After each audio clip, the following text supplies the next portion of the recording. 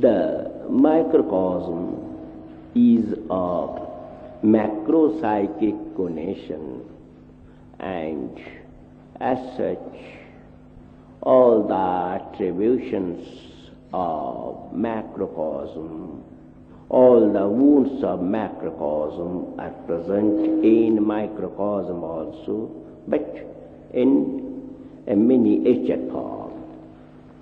By nature, microcosm is an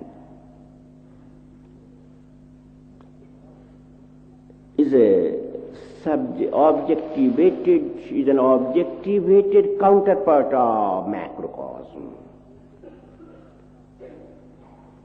and it being within the infinite scope of macrocosm goes on moving and moving. The path is of infinite length. It will go on moving till it reaches that definite goal. What should be the goal? It is one of the psychic wounds is that any object takes the form of its goal.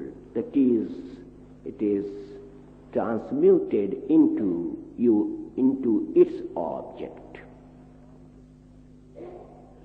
So the object of ideation for the microcosm is fully. Now let us see what should be the best object of ideation. First of all, take the case of the tempos eternal. What it is? It is a psychic measurement on the motivity of action. Now, can it be the object of ideation? It cannot be the object of ideation, because first thing is, it is a psychic measurement. For a psychic measurement, there must be a psychic body, that is the unit psychic body. And when the unit psychic body measures it, it cannot be the supreme entity, hence it cannot be the object of ideation. Second requisite factor is that it is psychic measurement. To measure, it is a verb. Now, psychic measurement means psychic mobility, and psychic mobility means change of space. The entity that requires a psychic change of place or change of space cannot be the supreme entity. For this reason also, the tempos eternal cannot be your object of ideation. Third thing is, this measurement is on the mobility or motivity of action. What is motivity or what is mobility? It also is based on change of physical place or space. Then first this physical world is to be created, then the measurement of action is to be done by the psychic body of the microcosm. So the factor, the entity whose very existence depends upon these physical or psychophysical factors cannot be the supreme entity. So here we see that the tempos eternal is not our goal, It is not something psychic. It is not even something abstract. It is worse than the abstract. So, it is something cruder than human beings.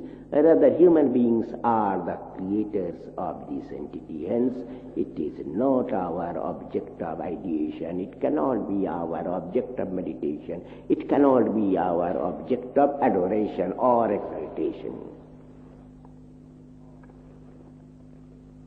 Then take the case of nature. There are some persons, or there were some persons in the past who were worshippers of nature, worshipping tree, worshipping sky, like this. Can nature be the object of ideation? No, certainly not. What is nature? Nature is the name of a particular style according to which the operative principle functions. It is simply a style. That style cannot be the object of meditation or ideation. And second thing is, as nature is nothing but a style only, if that style becomes the object, then the very entity will be converted into the style, into a style only. A foolish idea. So, the nature worshippers, they may be learned scholars, but they move in fool's paradise. Nature cannot be your object of ideation.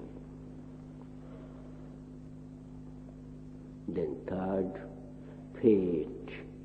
There were and there are many people who are fatalists. They are worshippers of fate. Fatalist means worshipper of fate, worshipper of fortune and fate. They are worse than nature worshippers. What is fate? There is nothing called fate in this universe. So far as the philosophy can say, there cannot be anything called fate. What is fate? When each and everybody will have to undergo the reaction of his past actions. When the original action is known, we say it is the reaction of that action. Suppose your finger comes in contact with fire. You will get the pain, you will have to suffer, but at that moment you will say, or you will feel that because the finger came in contact with fire, that's why he is undergoing the trouble. But when the reaction takes place after a long gap, and when the original action is not known or forgotten, or the original action took place in another past life, there you do not know what was the original action, in that case you say it is fate, it is fate. But actually there is no fate. What we call fate is actually reaction of our past actions. In Sanskrit it is called sanskar, sanskar. In Latin, reactive moment.